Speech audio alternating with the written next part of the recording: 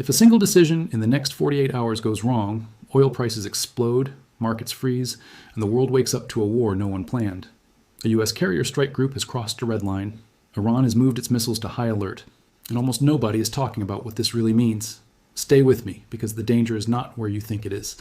What just happened in the Middle East is not routine posturing, and it is not another forgettable headline that fades by tomorrow. A U.S. carrier strike group moving into a contested zone is a deliberate signal, one that carries enormous weight. These groups are not sent to observe. They are sent to deter, to coerce, and if necessary, to strike. When that movement triggers Iran to place its missile forces on high alert, you are no longer in the realm of diplomacy as usual. You are in the early phase of escalation, where miscalculation becomes the most expensive word in the dictionary. To understand why this matters, you need to think beyond the ships and the missiles. A carrier strike group represents floating sovereignty. It is a mobile airbase with the ability to project power hundreds of miles inland. When it crosses what Iran views as a red line, Tehran does not see a defensive move. It sees preparation. That perception is what drives response, not intent. And Iran's response was fast, visible, and very intentional. Missile forces on high alert are not symbolic. That means targeting systems are active. Launch crews are ready. Decision timelines shrink from days to minutes. This is where markets should be paying attention, but mostly are not. Every major energy shock of the last 50 years began with moments like this: quiet moves, military alerts, official statements that sound calm but change the rules underneath. The Strait of Hormuz sits at the center of this tension, carrying a massive share of the world's oil. Iran does not need to close it completely to cause chaos. Even the credible threat of disruption is enough to spike prices, crush airline stocks, and reignite inflation pressures that central banks are barely containing. There's also a psychological layer that rarely gets discussed. When missile forces go on high alert, it locks leadership into narrower choices. Backing down becomes politically dangerous. Standing still becomes risky. Moving forward feels inevitable. History shows that wars often start not because leaders want them, but because they believe they have run out of alternatives. This is how red lines turn into regrets.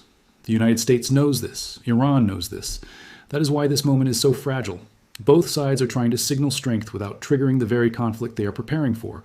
It is a dangerous balancing act. One radar misread, one drone too close, one commander acting on incomplete information.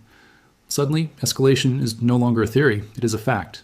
For investors and analysts, this is not about choosing sides. It is about understanding risk. Defense stocks, energy markets, shipping insurance, and even currency flows react to perceived instability long before bombs fall. The smart money watches military readiness, levels the same way it watches interest rates and bond yields, because geopolitics is the hidden lever that moves everything else. Right now, that lever is being pulled slowly, deliberately, and in full view. The carrier group has crossed the line. Iran has answered. The next move will not come from a press conference. It will come from a decision made in silence, under pressure, with incomplete information, because moments like this never announce themselves with sirens. They unfold quietly, through posture and preparation, while the public debates distractions. Iran placing missile forces on high alert is not about launching tomorrow. It is about compressing response time. It is about telling Washington that if something happens, anything happens, Iran will not be caught flat-footed. That alone changes the strategic equation. Here is what most people miss. Missile alerts are not only military signals, they are economic weapons. The second Iran elevates readiness, insurance premiums on tankers rise, shipping routes get rerouted, futures markets start pricing in tail risk. None of this needs a single missile fired. It happens automatically. Algorithms react faster than diplomats. By the time officials calm the language, the financial damage is already underway. Now consider the U.S. side. A carrier strike group does not operate in isolation. It comes with submarines, destroyers, electronic warfare assets, and constant surveillance. That level of presence is designed to dominate escalation. But dominance cuts both ways. When you bring overwhelming force into a tense region, you also create pressure to justify it. Political leaders get boxed in by their own show of strength. Pulling back looks like weakness. Staying put raises the stakes. This is why Iran's red line matters. Red lines are not legal boundaries. They are psychological ones. Cross them, and the other side feels compelled to respond, even if the response is risky. Iran's doctrine has always emphasized asymmetric retaliation. It does not need to sink a carrier. It only needs to demonstrate that escalation is costly. Cyber attacks, proxy actions, missile tests, each step adds friction to global systems that depend on stability. And, let's be honest, the world is already fragile. Supply chains are tight, inflation is sticky, governments are heavily indebted, the margin for error is thin. A regional military standoff would have been manageable 10 years ago. Today, it hits a system already under stress. That is why central banks watch oil more closely than they admit. That is why defense briefings quietly move markets more than earnings calls. There's also a timing issue that cannot be ignored. Election cycles, domestic unrest, and shifting alliances all feed into how decisions get made. Leaders under pressure tend to act decisively, sometimes recklessly. The risk is not a planned war. The risk is a cascade. One incident triggers a response. The response triggers another. Suddenly, de-escalation requires concessions that neither side can politically afford. This is the danger zone. When missile crews are on alert and carriers are in position, the cost of misreading intent skyrockets. Signals become noise. Restraint looks like vulnerability. And every hour that passes without resolution increases the probability that someone tests the boundary, just to see what happens. For markets, this is when volatility hides before it explodes. Calm price action in moments like this is not reassurance. It is complacency. The last time similar conditions aligned, the shock came fast and rewrote assumptions overnight. And the question now is not whether either side wants conflict.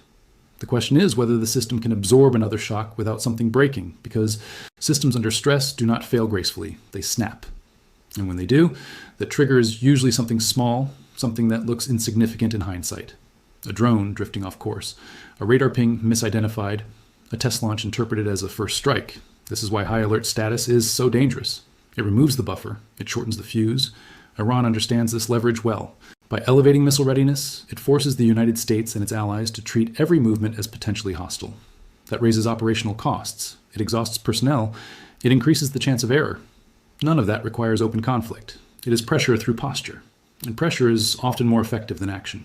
At the same time, the U.S. carrier strike group is not just a military asset. It is a message to allies and adversaries alike. To allies, it says the security guarantee still matters. To adversaries, it says escalation will be met with overwhelming force. But messages can be misread. What Washington sees as deterrence, Tehran may see as preparation. That gap in interpretation is where conflict lives. Now zoom out. This standoff does not exist in isolation. It connects to energy markets, currency stability, and global confidence. If oil spikes, inflation expectations rise. If inflation rises, rate cuts get delayed. If rate cuts get delayed, asset valuations come under pressure. A missile alert in the Persian Gulf can end up affecting mortgage rates in Chicago and factory output in Germany. This is how interconnected the system has become, and there is another layer that rarely gets airtime. Iran's missile forces are not just about range and payload. They are about signaling survivability, mobile launchers, hardened facilities, redundant command structures. High alert tells the world that a first strike would not be clean, not quick, and not decisive. That message is designed to deter. But deterrence works only if both sides believe the other will act rationally under pressure. History suggests that is a risky assumption. The most dangerous moments in geopolitics are not when rhetoric is loud. They are when communication goes quiet, when back channels slow down, when public statements get vague. That is when decision makers rely more on assumptions than facts. Right now, the signals are mixed. Strong posture, controlled language, elevated readiness. That combination is unstable. So what should viewers take away from this? Not panic. Awareness. This is not a prediction of war. It is an explanation of risk. A carrier crossing a red line and missiles going on high alert is not noise. It is a stress test of the global order. Most of the time, these tests pass. Sometimes they do not. And when they fail, the impact is fast, broad, and unforgiving.